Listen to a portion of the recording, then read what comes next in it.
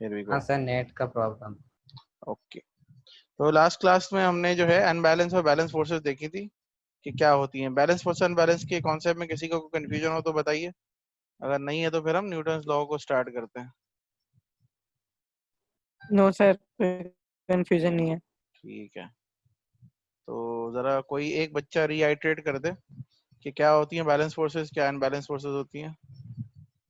दोबारा से कोई जरा सा एक कंक्लूजन बता दे इसका। दानियाल तुम बताओ, क्या बैलेंस फोर्सेस क्या कहलाती हैं, कौन सी फोर्सेस होती हैं जिनको बैलेंस कहते हैं। सर, जब दो साइड से फोर्सेस लग रही हैं और वो फोर्सेस इक्वल हो जाएं और कैंसिल आउट हो जाती हैं तो उसे बैलेंस फोर्स कहते हैं, और जब रिजल्टेंट फोर्स जीरो आ जाती है। देखो सही है।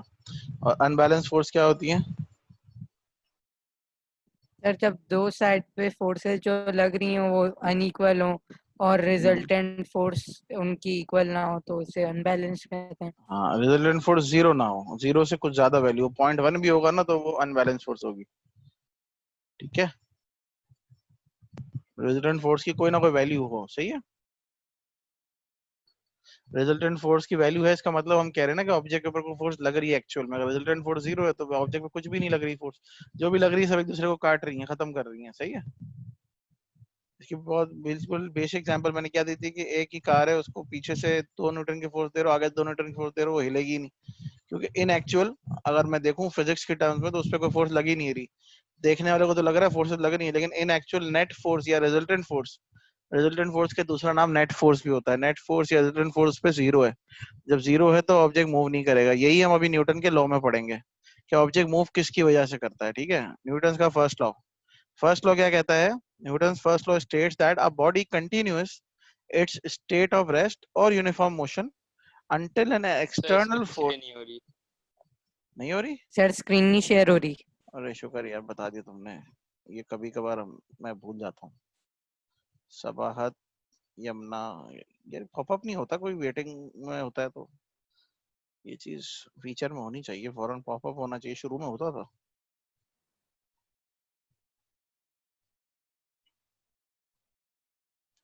अंश, एक मिनट, बच्चे ज्वाइन कर रहे हैं, एक साथ सब ज्वाइन कर लें फिर मैं दोबारा से स्टार्ट करता हूँ।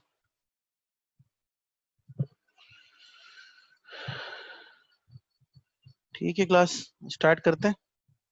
हमने लास्ट क्लास में बैलेंस फोर्स अनबैलेंस फोर्स का कॉन्सेप्ट देखा था। आज हम न्यूटन्स के लॉ पढ़ेंगे, जिसमें से शुरू के जो दो लॉ है, first law and second law, they are based upon balance and unbalance forces. First law is basically based upon balance forces and second law is based upon unbalance forces. ठीक है, तो first law states what, it states that a body continues its state of rest or uniform motion until an external force acts on it। क्या मतलब हुआ इसका, हम कह रहे हैं कि एक ऑब्जेक्ट है, वो अपनी स्टेट ऑफ रेस्ट या यूनिफॉर्म मोशन दोनों में से जिस स्टेट में है ना उसको मेंटेन करेगा। कब तक मेंटेन करेगा, जब तक उसके ऊपर कोई एक्सटर्नल फोर्स एक्ट ना करे। एक्सटर्नल फोर्स क्या कहलाती है, रिजल्टेंट फोर्स। ठीक है, external force, resultant force, net force, ये तीनों एक ही चीज के नाम है। तो हम कह रहे हैं कि भाई अगर एक ऑब्जेक्ट है ना, अगर उस पर कोई एक्सटर्नल फोर्स नहीं लग रही, इसका मतलब उस पर लगने वाली सारी फोर्सेस क्या है, बैलेंस्ड है। तो वो ऑब्जेक्ट क्या बिहेवियर शो करेगा, वो ऑब्जेक्ट अगर रेस्ट में है ना इनिशियली तो वो रेस्ट में रहेगा, और अगर वो ऑब्जेक्ट यूनिफॉर्म मोशन कर रहा है, यूनिफॉर्म स्पीड से मूव कर रहा है, तो यूनिफॉर्म स्पीड से ही मूव करता रहेगा, एक्सेलरेशन नहीं आएगी उसमें। ठीक है ना, ये बात समझ में आती है सबको। ये न्यूटन का फर्स्ट लॉ कहता है, वो कहता है कि भाई अगर किसी ऑब्जेक्ट पे कोई बैलेंस फोर्सेस लग रही हैं, सारी अनबैलेंस फोर्स कोई भी नहीं लग रही, एक्सटर्नल फोर्स नहीं लग रही, तो वो ऑब्जेक्ट अगर रेस्ट में है तो रेस्ट में रहेगा। यानी कि सिंपल सी बात है कि टेबल रखी हुई है, उस टेबल पे क्या क्या फोर्सेस लग रही हैं, एक उसका वेट लग रहा है जो कि डाउनवर्ड है। ठीक है, एक नॉर्मल रिएक्शन कहलाता है, नॉर्मल रिएक्शन फोर्स, जो हमने स्टार्ट में पढ़ा था चैप्टर के, अलग अलग फोर्सेस होती हैं। एक नॉर्मल रिएक्शन फोर्स होती है जिसे हम नॉर्मल कांटेक्ट फोर्स भी कहते हैं, वो ऑपोजिट टू वेट लग रही है, तो ऑब्जेक्ट क्या करेगा, हिलेगा नहीं अपनी जगह से, रेस्ट में रहेगा। अगर मैं यहाँ पर थोड़ा सा ड्रॉ कर दूं उसको तो तुम लोग को ज्यादा से समझ में आएगा। Just a second.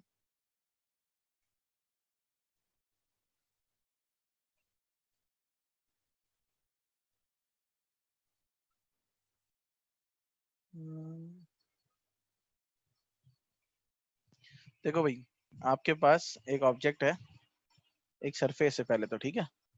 इस सरफेस पे आपने एक ऑब्जेक्ट रखा ऑफ मास m, इसका कोई ना कोई वेट होगा जो डाउनवर्ड एक्ट कर रहा होगा। हमें पता है weight is a force through which gravitational force attracts any object towards its centre, ठीक है, ये डाउनवर्ड एक्ट करेगा। अच्छा ये जो सरफेस है, ये सरफेस से क्या आएगी, नॉर्मल कांटेक्ट फोर्स। जब भी कोई ऑब्जेक्ट किसी सरफेस से कांटेक्ट में आता है तो उसके ऊपर परपेंडिकुलर फोर्स आती है जिसे नॉर्मल कांटेक्ट फोर्स कहते हैं। वो opposite to perpendicular to surface होगी, तो क्या हो जाएगा, वेट के ऑपोजिट लग जाएगी, तो वेट और ये एक दूसरे को कैंसिल आउट कर देंगे। कैंसिल आउट करेंगे तो ऑब्जेक्ट जो यहाँ रखा हुआ था वो रखा हुआ रहेगा, हिलेगा नहीं। लेकिन अगर यहाँ से कोई फोर्स आती है, यहाँ से फोर्स F1 आती है, कोई भी वैल्यू लेट से 5 न्यूटन की है, तो ऑब्जेक्ट फिर मूव करना स्टार्ट करेगा। अच्छा कंफर्म नहीं है मूव करेगा या नहीं करेगा, इट डिपेंड्स कि ऑब्जेक्ट का वेट कितना है। जाहिर है ऑब्जेक्ट के वेट के से ज्यादा फोर्स लगाओगे तो इसको आगे ले जा पाओगे ना, ठीक है। तो हम ये कह रहे हैं कि ये ऑब्जेक्ट रेस्ट में है, अगर इसमें लगने वाली तमाम फोर्सेस बैलेंस है, यानी ऊपर ही 5 न्यूटन नीचे ही 5 न्यूटन, तो ये ऑब्जेक्ट रेस्ट में रहेगा। दूसरी एग्जांपल क्या है, एक व्हीकल है,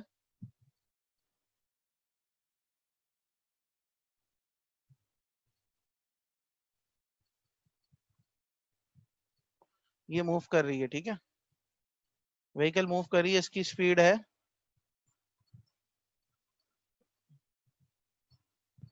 10 मीटर्स पर सेकेंड, ठीक है। अब इस पे लगने वाली तमाम फोर्सेस बैलेंस्ड है। लेट्स से इस पे लगने वाली एयर रेजिस्टेंस है, ये कौन मार्किंग कर रहा है भाई, इसका एक तो वेट है नीचे, नॉर्मल रिएक्शन है ऊपर, ये तो वर्टिकल डायरेक्शन की फोर्सेस बैलेंस हो गई। हॉरिजॉन्टल डायरेक्शन में क्या है भाई, इसके ऊपर लगने वाली जो फोर्सेस हैं वो सब आपस में कैंसिल आउट कर रही है। फॉर एग्जांपल यहाँ से एयर रेजिस्टेंस लग रही है, यहाँ से फ्रिक्शन लग रही है, कैंसिल आउट कर रही है। अगर कैंसिल आउट कर रही है तो ऑब्जेक्ट जिस स्पीड से मूव करो उस स्पीड से मूव करता रहेगा। लेकिन अगर ये फोर्सेस कैंसिल आउट नहीं कर रही, लेट्स से अगर मैं इसको इरेज करता हूँ यहाँ से, बेटा ये ग्रीन मार्किंग जिसने की है वो हटा दे, क्योंकि मेरे कंट्रोल में है नहीं हटाना। एक सेकंड, थोड़ा सा बड़ा इरेजर ले लेते हैं भाई, इससे तो सुबह हो जाएगी।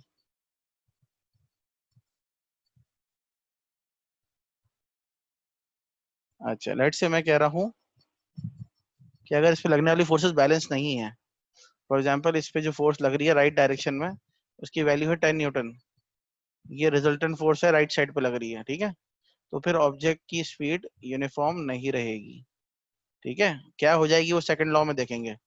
यहाँ तक सबका कॉन्सेप्ट क्लियर है कि अगर कोई ऑब्जेक्ट रेस्ट में है वो रेस्ट में रहेगा, कोई ऑब्जेक्ट यूनिफॉर्म मोशन में यानी कि यूनिफॉर्म वेलोसिटी या स्पीड से जा रहा है तो वो अपनी यूनिफॉर्म स्पीड को मेंटेन करेगा अनटिल अनलेस उसके ऊपर कोई अनबैलेंस फोर्स या एक्सटर्नल फोर्स या नेट फोर्स ना लग रही हो, ठीक है। यहाँ तक कॉन्सेप्ट क्लियर है सबका, एनी क्वेश्चन।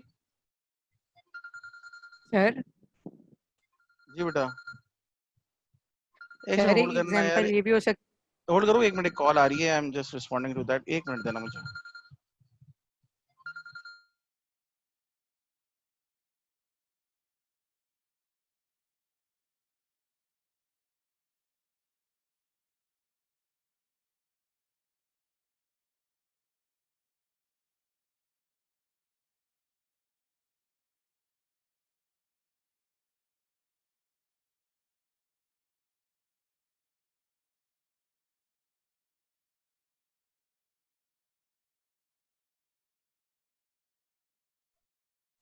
हेलो दानियाल, सवाल पूछा था आपने, कोई बोलेगी क्या क्वेश्चन था।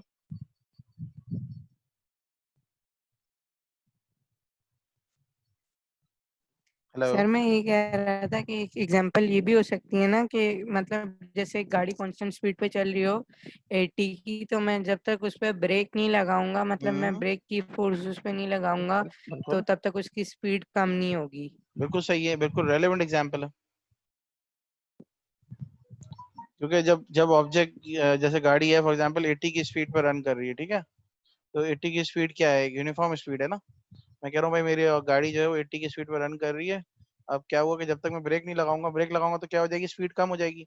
या दूसरे केस में जब तक मैं एक्सीलेटर को फर्दर प्रेस ना करूं, फर्दर प्रेस करूंगा तो 80 से 90 पे चली जाएगी। दोनों केसेस में क्या होगा, मैं क्या कर रहा हूँ उस पर अनबैलेंस फोर्स लगा रहा हूँ, अगर मैं ब्रेक प्रेस करूंगा तो 80 से स्पीड 70 60 50 कम होती जाएगी।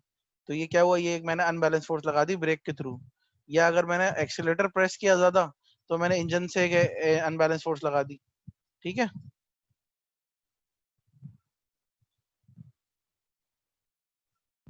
समझ आई बात। जी सर। अंश आपका कोई क्वेश्चन है? You raise your hand. Yes sir, इसमें ये था कि आपका ऑब्जेक्ट अगर रेस्ट पोजीशन में है या अगर कांस्टेंट स्पीड पे चल रहा है तो उसकी पोजीशन वही रहेगी, ऊपर कोई पोजीशन नहीं, स्टेट वो रहेगी, पोजीशन तो वो करने के रह नहीं लिए सकती या ना। उसके फोर्सेस को अनबैलेंस करने के लिए। देखो रेस्ट में तो पोजीशन भी वही रहेगी, लेकिन यूनिफॉर्म मोशन में तो पोजीशन वो नहीं रह सकती ना। एक ऑब्जेक्ट मोशन कर रहा है, देखो अभी दानियार वाली एग्जांपल बहुत रेलेवेंट एग्जांपल है कि एक ऑब्जेक्ट 80 किलोमीटर पर आवर पे जा रहा है, ठीक है, एक कार है आपकी। अब 80 क्या है, 80 कांस्टेंट है, वो इस तरह से ड्राइव कर रहा है कि वो 80 से ना नीडल ऊपर जाने दे रहा है स्पीडोमीटर की, ना नीचे जाने दे रहा है। तो ऑब्जेक्ट तो मूव कर रहा है, गाड़ी अपनी जगह पे खड़ी हुई तो नहीं है ना, खड़ी रह के 80 पे तो नहीं जा सकती ना, ठीक है, लेकिन चल रही है। लेकिन हो ये रहा है कि स्पीड यूनिफॉर्म है। क्यों? क्योंकि अनबैलेंस फोर्स नहीं है उसके ऊपर, सारी फोर्सेस बैलेंस हो रही हैं। फोर्सेस बैलेंस कैसे हो रही होंगी? रोड फ्रिक्शन दे रहा होगा, गाड़ी का एक्सीलरेटर का इंजन जो है गाड़ी का वो फोर्स दे रहा होगा इंजन को, ठीक है, तो दोनों फोर्स आपस में कट जाएंगी और ऑब्जेक्ट 80 पे चला जाएगा। बोलो, क्लियर हुआ? तो सर इसका मतलब ये है कि अगर मेरी गाड़ी एक कांस्टेंट स्पीड पे चल रही है, अगर मैं हम्म, उसकी फोर्स बैलेंस्ड है, तो हम्म, फिर अगर मैं उस गाड़ी की स्पीड बढ़ाऊंगा तो उसकी फोर्सेस अनबैलेंस हो जाएगी। इसका हो जाएगी, मतलब ये हुआ हो कि जाएंगी, उसके ऊपर कुछ और फोर्सेस ने भी काम किया बिल्कुल, क्योंकि उसकी स्पीड बदल गई। बिल्कुल न्यूटन ऐसे। का फर्स्ट लॉ हो जाएगा। ये फर्स्ट लॉ हो जाएगा, ठीक है। फर्स्ट लॉ कहता है कि भाई जी। बैलेंस्ड है फोर्सेस तो ऑब्जेक्ट अपनी स्टेट को मेंटेन रखेगा। स्टेट कौन सी हो सकती है ऑब्जेक्ट की? दो हो सकती है, एक स्टेट ऑफ रेस्ट और एक स्टेट ऑफ मोशन, यानी कि यूनिफॉर्म मोशन, सही है। तो वो अपनी स्टेट, इन दोनों स्टेट्स को मेंटेन रखेगा। अगर अनबैलेंस फोर्स आई तो क्या होगा? तो सेकंड लॉ आ जाएगा न्यूटन का। फिर हम देखते हैं न्यूटन का सेकंड लॉ। न्यूटन के लॉ भी जो ना पूरी स्टोरी की तरह है, कि पहला पार्ट जैसे मूवी का नहीं होता है कि भाई फर्स्ट पार्ट है ये न्यूटन का फर्स्ट लॉ, सेकंड पार्ट में न्यूटन ने कहा अगर अनबैलेंस फोर्स अप्लाई की तो क्या होता है। तो हम कहते हैं कि when a force acts on a body then acceleration is produced such that acceleration is directly proportional to the force applied and acceleration is inversely proportional to mass। ये acceleration inversely proportional कैसे लिखते हैं? 1/m लिखते हैं, ठीक है। तो क्या कहा न्यूटन साहब ने? न्यूटन ने कहा कि भाई पहले लॉ में तो आपने देख लिया कि कोई ऑब्जेक्ट है, अगर उस पर कोई अनबैलेंस फोर्स नहीं लग रही, सारी फोर्सेस बैलेंस है, तो वो अपनी स्टेट ऑफ रेस्ट या स्टेट ऑफ यूनिफॉर्म मोशन को मेंटेन करेगा, प्रिजर्व करेगा। लेकिन अगर अनबैलेंस फोर्स लग गई जो कि रिजल्टेंट फोर्स या नेट फोर्स कहलाती है, तो ऑब्जेक्ट के अंदर एक्सेलरेशन प्रोड्यूस हो जाएगा, जो के बाद हमें समझ में भी आती है एक्सेलरेशन क्यों प्रोड्यूस होगा, क्योंकि उसकी यूनिफॉर्म मोशन नहीं रहेगी, उसकी स्पीड जो है वो वेरिएबल हो जाएगी, नॉन यूनिफॉर्म हो जाएगी। और हमने स्टार्ट में पढ़ा काइनेमेटिक्स में कि किसी भी ऑब्जेक्ट की स्पीड अगर चेंज हो जाए तो फिर उसके क्या होगा? उसके अंदर एक्सेलरेशन प्रोड्यूस होगा। तो यही न्यूटन साहब ने भी कहा। न्यूटन ने कहा है कि भाई जैसे ही आपके ऑब्जेक्ट के ऊपर अनबैलेंस फोर्स लगती है तो क्या होगा? ऑब्जेक्ट में एक्सेलरेशन प्रोड्यूस हो जाएगा। जी अंश, क्वेश्चन है आपका, बोलिए। तो सर डिसेलरेशन भी हो सकता है क्योंकि अगर हम डिक्रीज करें हाँ फोर्स हाँ तो। बिल्कुल बिल्कुल। देखो एक्सेलरेशन एक जनरल वर्ड है, अगर पॉजिटिव एक्सेलरेशन होगा तो एक्सेलरेशन कहलाएगा, नेगेटिव एक्सेलरेशन होगा डिसेलरेशन कहलाएगा, दोनों कवर है इसके अंदर, ठीक है। बस बात यह है कि अनबैलेंस फोर्स ओके। लगती है तो क्या होगा? स्पीड नॉन यूनिफॉर्म हो जाएगी, स्पीड नॉन यूनिफॉर्म होगी तो एक्सेलरेशन और डिसेलरेशन प्रोड्यूस हो जाएंगे। अच्छा, उसने पहले तो इसको क्वालिटेटिवली बताया, सब्जेक्टिवली बताया कि भाई ऐसा होगा, फिर उसने क्वांटिटेटिवली भी बताया। क्वांटिटेटिवली क्या होता है? जिसके अंदर हम कैलकुलेशन कर सकते हैं। उसने एक स्टेटमेंट दी, उसने कहा वो जो एक्सेलरेशन प्रोड्यूस होगा ना, अगर मैं जूम करके दिखाऊं आप लोग को, तो वो एक्सेलरेशन डायरेक्टली प्रोपोर्शनल होगा फोर्स के, यानी जितनी ज्यादा अनबैलेंस फोर्स लगाओगे ना उतना ज्यादा एक्सेलरेशन प्रोड्यूस होगा, ठीक है ना, क्योंकि जितनी ज्यादा अनबैलेंस फोर्स लगाओगे उतनी ज्यादा स्पीड चेंज होगी, तो उतनी ज्यादा एक्सेलरेशन भी प्रोड्यूस होगा, ठीक है। इसलिए इसने कहा कि A is directly proportional to F, acceleration is directly proportional to the force applied. ये कौन सी फोर्स है? ये अनबैलेंस फोर्स, रिजल्टेंट फोर्स है, ठीक है। अब आप लोग बार बार सोच रहे हो कि ये बार बार रिजल्टेंट फोर्स क्यों कह रहे हैं, तो इसके ऊपर गौर करें। अगर क्वेश्चन आता है ना आपके पास, फॉर एग्जाम्पल एक ऑब्जेक्ट है, अगर हम देखें यहाँ पे स्क्रीन शेयर हो रही है वन नोट की, यस सर। ओके। इस ऑब्जेक्ट पे राइट साइड पे 5 न्यूटन अप्लाई हो रही है और लेफ्ट साइड पे 20 न्यूटन अप्लाई हो रही है, ठीक है। अब मुझे कोई बताए कि इस ऑब्जेक्ट के ऊपर रिजल्टेंट फोर्स क्या है, अनबैलेंस फोर्स कितनी होगी। अगर कोई मुझसे पूछे अनबैलेंस फोर्स इस ऑब्जेक्ट पे कितनी है, कोई बता सकता है? 15 न्यूटन। 15 न्यूटन। डायरेक्शन क्या होगी? Sir 15 Newton. बिल्कुल 15 न्यूटन। डायरेक्शन तो क्या 20 होगी अनवर न्यूटन की तरफ जी? बताओ कहाँ होगी लेफ्ट पे डायरेक्शन? राइट होगी, side, left side. Left right. पे। लेफ्ट साइड ना, होगी सर। लेफ्ट साइड ना, क्योंकि लार्जर फोर्स जो है वो लेफ्ट साइड पे है ना बेटा। सर मैं वही बोल रहा हूँ, असल में आपका डायरेक्शन और मेरा डायरेक्शन अलग है ना, तो इस क्यों वजह भाई, से। क्यों अलग है? मतलब वो आप अलग डायरेक्शन में लैपटॉप लेके बैठे हुए हैं, मैं अलग डायरेक्शन में लैपटॉप देखो यार, बैठा हूँ। तुमने कोशिश अच्छी की थी लेकिन ये फिट नहीं बैठी। मैं समझ गया, तो मिरर इमेज की बात कर रहे हो ना? हाँ, जो मुझे सीधा दिख रहा है तुम उल्टा दिख रहा है। जी सर। लेफ्ट राइट बोलने में उसकी गलती रहती है। तुम्हारी मैंने स्टेटमेंट सुन ली थी, तुमने कहा था कि लार्जेस्ट फोर्स वाली 20 की डायरेक्शन में, है ना? ये तो सिंपल सी बात है, सबको समझ में आ रही है। Just joke. हाँ, 20 न्यूटन की डायरेक्शन में हमारी रिजल्टेंट फोर्स होगी। Very good. तो हम अगर इसको बताएं रिजल्टेंट को, तो हम इस तरह दिखा सकते हैं कि भाई अब ये ऑब्जेक्ट जो है इस पर रिजल्टेंट फोर्स लग रही है 15 न्यूटन की, और ये 15 न्यूटन की डायरेक्शन है in the direction of largest force that is 20 Newton. 20 Newton की डायरेक्शन लेफ्ट साइड थी, तो हमने लेफ्ट पे दिखा दी। तो मैं क्या कहूंगा कि इस ऑब्जेक्ट के अंदर एक्सेलरेशन प्रोड्यूस हो जाएगा। क्यों? क्योंकि न्यूटन का सेकंड लॉ कहता है कि किसी भी ऑब्जेक्ट पे अगर अनबैलेंस फोर्स लगती है तो उसमें एक्सेलरेशन होगा। एक्सेलरेशन होगा, ठीक है, किसके डायरेक्टली प्रोपोर्शनल? फोर्स के डायरेक्टली प्रोपोर्शनल। तो हम कहेंगे कि acceleration is directly proportional to 15 newton force. ठीक है भाई, यानी कि अगर जितनी लार्जेस्ट फोर्स होगी उतना ज्यादा एक्सेलरेशन। और यही एक्सेलरेशन इनवर्सली प्रोपोर्शनल किसके होगा? मास के। इसका क्या मतलब हुआ भाई? इसका मतलब हुआ कि अगर ऑब्जेक्ट मास में ज्यादा है, यानी कि हैवियर ऑब्जेक्ट है, ठीक है, तो उसका एक्सेलरेशन कम हो जाएगा। और अगर ऑब्जेक्ट का मास कम है तो उसका एक्सेलरेशन ज्यादा हो जाएगा। ठीक है? कैसे? ये बात लॉजिकली भी समझ में आती है ना। भारी चीज को हिलाना मुश्किल है, लाइटर ऑब्जेक्ट को हिलाना आसान है, जल्दी मूव हो जाता है। तो बात सारी यही है कि ऑब्जेक्ट अगर हैवियर होगा ना तो एक्सेलरेशन कम चेंज होगा। क्यों? क्योंकि ज्यादा फोर्स भी लगाओगे ना तभी एक्सेलरेशन में कमी नहीं आएगी, वेलोसिटी कम नहीं होगी, उसकी इतनी चेंज नहीं होगी। ठीक है? तो ये इनवर्सली प्रोपोर्शनल टू मास है, डायरेक्टली प्रोपोर्शनल टू एक्सेलरेशन, उसके फोर्स है। और अगर इन दोनों को हम कंबाइन कर दें, A is directly proportional to F, A is inversely proportional to mass। इन दोनों को अगर मैं कंबाइन करके लिखूं तो मैं इसको लिख सकता हूँ A is directly proportional to F upon M, है ना? और F is directly proportional to MA, और कांस्टेंट यहाँ अगर 1 होता है तो F is equals to MA।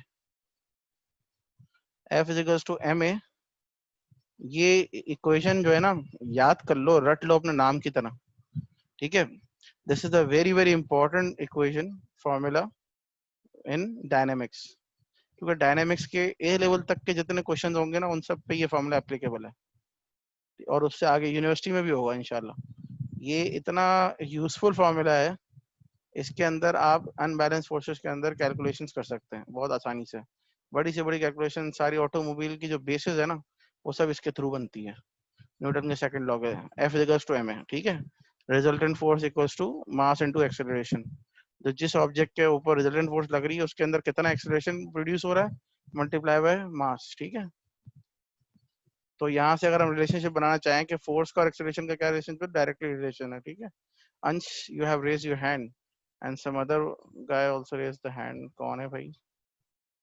बोलिए अंश, क्या सवाल है? सर इसमें यही आपका यही मतलब था कि इधर हमारे पास डायरेक्टली प्रोपोर्शनल वो चीज होती है जिस जो हमारे पास एक्सेलरेशन होती है, कि अगर एक ऑब्जेक्ट जो है वो 5 मीटर पर सेकेंड स्क्वायर की स्पीड पे चल रहा है तो वो 10 पे चला गया, जो 5 होगी वो हमारी एक्सेलरेशन होगी। तो आप इसको न्यूटन के सेकंड लॉ से कनेक्ट कर सकते हैं। नहीं समझा तुम्हारी बात, दोबारा बोलो। सर इधर आप मुझे पहले ये बताएं कि इधर डायरेक्टली प्रोपोर्शनल का मतलब क्या है? अब मैं बताता हूँ डायरेक्टली प्रोपोर्शनल का मतलब। किस किस को नहीं पता पहले सब बताएं, चैट में लिख दें ताकि मैं उस हिसाब से बताऊं फिर। डायरेक्टली प्रोपोर्शनल क्या होता है? डायरेक्टली प्रोपोर्शनल क्या होता है? इनवर्सली प्रोपोर्शनल आइडिया है किसी को?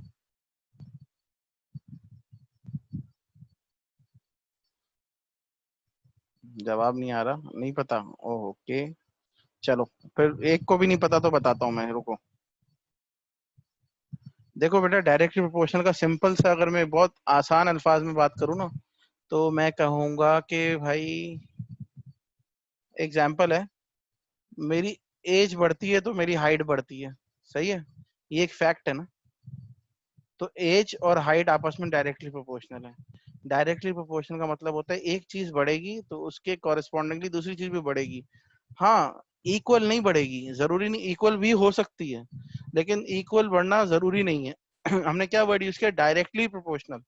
डायरेक्टली प्रोपोर्शनल का मतलब, डायरेक्ट का मतलब कि एक चीज बढ़ी तो दूसरी भी बढ़ी, ये तो हो गया डायरेक्ट। प्रोपोर्शनल का मतलब होता है दोनों के बिटवीन कोई प्रोपोर्शन है। क्या प्रोपोर्शन है? एक थंब रूल है। फॉर एग्जांपल रिसर्च की हमने, 200 आदमियों का डेटा लिया कि भाई 1 साल से लेके 10 साल तक के बच्चों का डेटा लिया हमने। हमने देखा कि भाई एज अ थंब रूल हमने कैलकुलेशन पे एवरेज निकाला कि हर 2 साल में ना, हर 2 साल में हाफ फीट जो है वो हाइट बढ़ जाती है। हमने एग्जाम्पल ली तो भाई हमारा 10 साल का बच्चा जो है 5 फीट का हो गया। एक हमने डेटा कंप्यूट किया, तो हमने क्या कहा, 2 साल में हाफ फीट, एयर हुए 2, हाइट हुई हाफ फीट। तो हाफ और 2 में डिफरेंस है ना, इक्वल तो नहीं है, लेकिन डायरेक्टली प्रोपोर्शनल है, क्योंकि एक चीज बढ़ रही है तो दूसरी भी बढ़ रही है। डायरेक्ट का मतलब दोनों का सेम बिहेवियर, एक बढ़ेगी तो दूसरी बढ़ेगी। प्रोपोर्शनल का मतलब एक दोनों के बिटवीन रेशो। रेशो क्या हुआ, 1:2.5, ओ 2:2.5, 2 साल की उम्र में हाफ फीट बढ़ गया। तो ये प्रोपोर्शन हो गया। रेशियो एंड प्रोपोर्शन हमने पढ़ा होगा ना स्कूल की 6-7 क्लास के मैथ्स में, कि रेशियो एंड प्रोपोर्शन होता है कि दो ऑब्जेक्ट का आपस में रेशियो और प्रोपोर्शन कितना है, 1:2, 2:4, 6:8। तो यहाँ पर ये मतलब है। डायरेक्टली प्रोपोर्शनल का मतलब समझ में आया सबको? बताइए। सर जी बोलिए। सर ये ऐसी इसकी एग्जांपल हो सकती है ना कि मतलब जितना एक ऑब्जेक्ट है, उस ऑब्जेक्ट के लिए जितना हैवी वो होगा उसके लिए उतनी ही फोर्स चाहिए होगी। यार इसकी पहले इस मेरे सवाल का तो एग्जांपल ऐसे जवाब हो दो। सकती। हाँ समझ तो आ गया, समझ मैंने तो आ तो गया ना, पूछा, उसको वही रिकन्फर्म पूछा हूँ करना ना चाह रहे हो कि ना? हाँ रिकन्फर्म करना चाह रहा हाँ हूँ। बोलो बोलो बोलो। तो सर इन्वर्सली प्रोपोर्शन, एक मिनट सर आ रहा हूँ, उस पर इन्वर्सली भी आ रहा हूँ। प्रोपोर्शनल मतलब ये होगा ना कि अगर एक चीज बढ़ रही है तो दूसरी चीज कम होगी। बिल्कुल, इन्वर्सली प्रोपोर्शनल उल्टा है। इन्वर्सली प्रोपोर्शनल उल्टा है। इन्वर्सली प्रोपोर्शनल की अगर मैं एग्जांपल लूं, आम मतलब मैं सिंपल एग्जांपल देता हूँ कि समझ में जल्दी आ जाए। इन्वर्सली प्रोपोर्शनल एग्जांपल है कि भाई हमने ये ऑब्जर्व किया कि जो 40 साल से 60 साल की उम्र के लोग हैं, उनकी जैसे एज बढ़ती है ना, तो उनकी जो है वो हेल्थ जो है वो डिटेरिएट हो जाती है, उनकी एबिलिटी टू रन जो है वो कम हो जाती है। इन्वर्स हो गया ना, एज बढ़ी, रनिंग एबिलिटी कम हो गई। ठीक है, तो ये इन्वर्सली प्रोपोर्शनल है।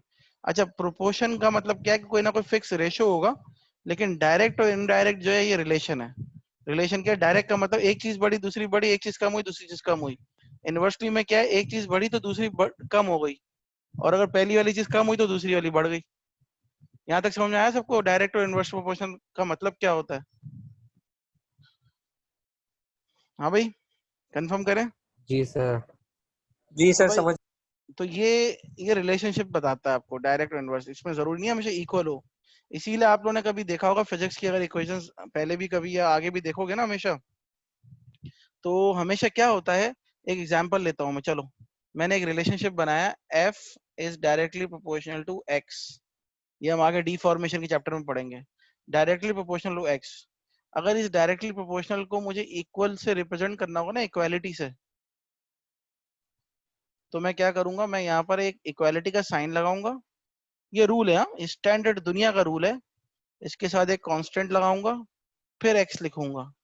तो directly proportional is equals to into constant. क्यों? इक्वल्स टू डायरेक्ट नहीं लगा सकता ना, जरूरी नहीं है हर प्रोपोर्शन में रेशो 1:1 हो। जहां पर रेशो 1:1 होता है, वहां पे तो आप डायरेक्टली प्रोपोर्शनल की जगह इक्वल्स टू लगा सकते हो। लेकिन हमेशा तो नहीं है, जैसे मैंने भी बताया कि 2 साल, हर 2 साल में हाफ फीट की एज बढ़ती है। हाँ, हर 2 साल में हाफ फीट लेंथ बढ़ती है बच्चों की। तो वहां पे क्या हुआ, वहां इक्वालिटी के साथ 0.5 आ गया ना, हाफ फीट। फिर यहाँ लेंथ आ जाएगी फीट में। ठीक है, तो डायरेक्टली प्रोपोर्शनल जब साइन हटता है तो इक्वल्स टू कांस्टेंट आता है। ठीक है, यहाँ तक सबको क्लियर है? और ज्यादातर जहाँ पे आपको कांस्टेंट नहीं पता होता ना, तो आप के लिख देते हो।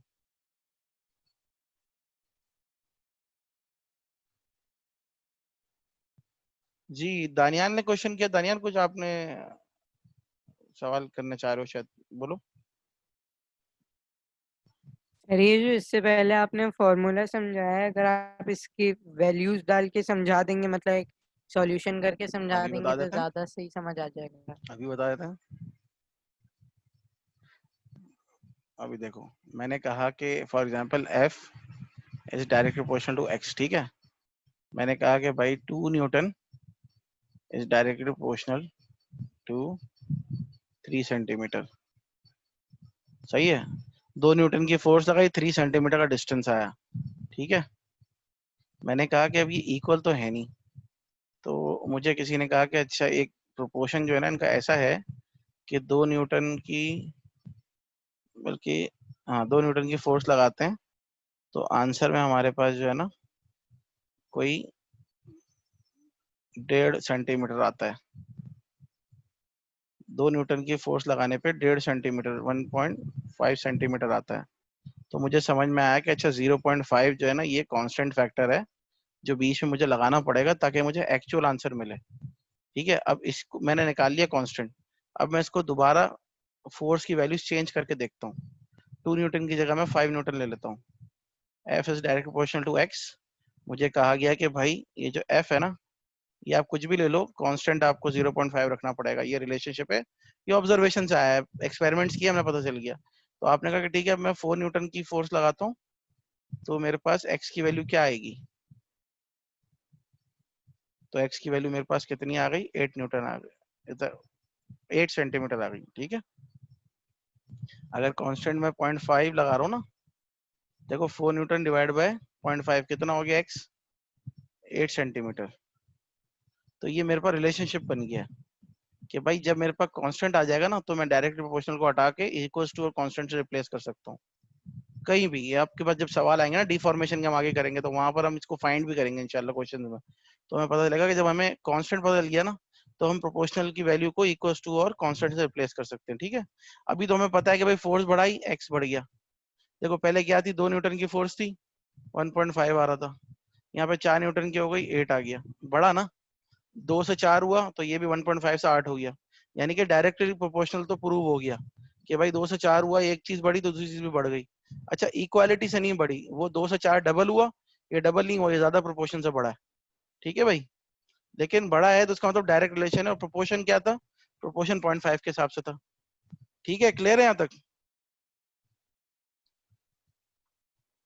आइडिया सिर्फ कॉन्सेप्ट समझाने तक का है, आपको इसकी रिसर्च में नहीं जाना है। एक बार आपको सिर्फ ये समझ में आना चाहिए कि डायरेक्ट प्रोपोर्शनल इनवर्स प्रोपोर्शनल में फर्क क्या होता है, ठीक है। सर जी बोलिए। सर मतलब डायरेक्ट प्रोपोर्शन का मतलब यही होता है कि आपका जो रेशियो हो वो सेम ना हो। जैसे आपने एग्जांपल दी कि हर 2 साल में हाफ फुट आपकी हाइट बढ़ती है, हम्म। तो मतलब हमारे पास रेशियो नहीं है कि ये, अगर हम ये बोले कि हमारे पास 1 साल में 1 फुट हाइट बढ़ती है तो हमारा ये इक्वल हो जाता, तो ये मैंने ये इक्वल नहीं है नहीं, इक्वल ना हो भी। सकता है। मैंने ये कहा है कि देखो इक्वल होना रेयर है, जरूरी नहीं है इक्वल ना हो, लेकिन मेजोरिटी टाइम इक्वल नहीं होता ना, क्या समझे। तो इसलिए तो तभी मतलब हम ये हम तो हाँ, हम बात तो हमेशा जनरल चीज की करेंगे ना। मैं तुम लोग को समझाऊंगा तो जनरल समझाऊंगा। हो सकता है कि कभी कभार ऐसा रिलेशन बन जाए कि जो कांस्टेंट है उसकी वैल्यू 1 हो। जब उसकी वैल्यू 1 हो जाएगी तो खुद ब खुद इक्वल हो जाएगा, डायरेक्ट प्रोपोर्शनल अपने आप इक्वल हो जाएगा ना। अगर 0.5 की जगह 1 रख दूं जी तो equals two into constant, constant 1 है तो कोई भी चीज 1 से मल्टीप्लाई होकर वही हो जाती है ना, सेम हो जाती है ना। तो फिर वहां पे डायरेक्ट प्रोपोर्शनली इक्वालिटी आ जाती है। तो ये तो चांस है ना कि कभी कभी जाके कांस्टेंट 1 हो जाए, हमेशा तो ऐसा नहीं हो सकता ना। तो इसलिए हमें तो पूरा कॉन्सेप्ट समझना जरूरी है ना, डायरेक्टली प्रोपोर्शनल इनवर्सली प्रोपोर्शनल का। जैसे एग्जांपल है कि voltage is directly proportional to current. अब हम पढ़ेंगे जब इलेक्ट्रिसिटी में जाएंगे ना कि जितना ज्यादा वोल्टेज दोगे उतना ज्यादा करंट प्रोड्यूस होगा। तो ये इसका मतलब ये थोड़ी है कि जितना वोल्टेज होगा उतना ही करंट होगा। 220 वोल्ट है, 220 एम्पेयर होंगे, ऐसा कभी भी नहीं होगा। 220 एम्पेयर ऐसा करंट होता है कि जो आग लगा दे, ठीक है। 220 वोल्ट कुछ भी नहीं होते। घर में नॉर्मल 220 वोल्ट आते हैं, 1 एम्पेयर 1.5 एम्पेयर का बल्ब जला देते हैं, ठीक है भाई। तो डायरेक्टली प्रोपोर्शनल है, जितना ठीक है। वोल्टेज बढ़ाओगे उतना करंट बढ़ेगा। डायरेक्ट प्रोपोर्शनल में क्या है कि एक का बिहेवियर जो है वही दूसरे का बिहेवियर है। इनवर्स में क्या है, एक का बिहेवियर जो है दूसरे का उसका उल्टा बिहेवियर है, ठीक है भाई। क्लियर है ना यहाँ तो तो मेरे मतलब ख्याल से। इधर भी आपने एग्जांपल दी कि मतलब जितनी ज्यादा फोर्स बढ़ाओगे उतनी ज्यादा एक्स की वैल्यू बढ़ेगी, मतलब बढ़ेगी, यही था ना इसका। ये बिल्कुल यही मतलब है, आसान अगर अल्फाज में बात करूं तो, ठीक है भाई। क्योंकि मैं इतना टाइम इस पे लगा रहा हूँ, ये बेसिक्स है, आपकी फिजिक्स का स्टार्ट है ना, बेसिक्स में चीजें क्लियर हो जाएंगी ना, तो इंशाल्लाह आगे जब मुश्किल टॉपिक आएंगे ना, तो वहां पे तुम लोग को इंशाल्लाह इतना मसला नहीं होगा। अच्छा भाई, the unit of force is Newton, ये इन्होंने हमें बताया कि फोर्स का यूनिट क्या होता है, न्यूटन होता है। ठीक है, ये सबको पता है ना। फोर्स का यूनिट, एसआई यूनिट क्या होता है, किसी को पता है? हमने जो शुरू में चैप्टर में पढ़ा था, बेसिक यूनिट्स थे 7 एसआई यूनिट्स थे, याद होगा सबको, जिसमें आता है मास, लेंथ, टाइम, टेम्परेचर यानी कि absolute temperature, current, amount of substance यानी कि मोल, और ल्यूमिनस इंटेंसिटी यानी कि लाइट। ठीक है, ये 7 बेसिक यूनिट्स हैं। अगर मुझे कोई सवाल में पूछे क्वेश्चन में पेपर में एग्जामिनर के find out the basic unit of force, देखो न्यूटन जो है ना, न्यूटन कॉमन यूनिट है, it is not a basic unit. Use हम हर जगह न्यूटन ही करेंगे, न्यूटन भी पूरा नहीं लिखेंगे, कैपिटल एन लिखेंगे। लेकिन अगर एग्जामिनर ने एक आध मार्क का कभी सवाल पूछ लिया कि find out the basic unit of force, तो वो कैसे निकालेंगे? बेसिक यूनिट निकालने का तरीका क्या होता है, जिस चीज का भी बेसिक यूनिट, सिर्फ फोर्स का नहीं, जिस चीज का भी निकालना होगा ना बेसिक यूनिट, उसका हम फॉर्मूला कंसिडर करेंगे। जैसे एफ इजिकल्स टू एम है ना, फोर्स का फॉर्मूला क्या है, F equals to M A. तो यहाँ पर एम का हमने बेसिक यूनिट डाला, एम क्या है, मास है, मास का बेसिक यूनिट होता है केजी। एक्सेलरेशन का बेसिक यूनिट होता है मीटर्स पर सेकंड स्क्वायर। तो फोर्स का बेसिक यूनिट क्या हो गया, केजी इंटू मीटर पर सेकंड स्क्वायर। अब इसमें केजी भी बेसिक यूनिट, मीटर भी बेसिक यूनिट, और सेकंड स्क्वायर भी बेसिक यूनिट। ठीक है, ये बहुत रेयरली पूछा जाता है, लेकिन वैसे आइडिया दे रहा हूँ, कोई पूछे अगर बेसिक यूनिट तो इस तरह निकालते हैं फॉर्मूले की मदद से। अच्छा, 1 मिनट से कम रह गया, मैं सेशन दोबारा स्टार्ट कर रहा हूँ। ठीक है।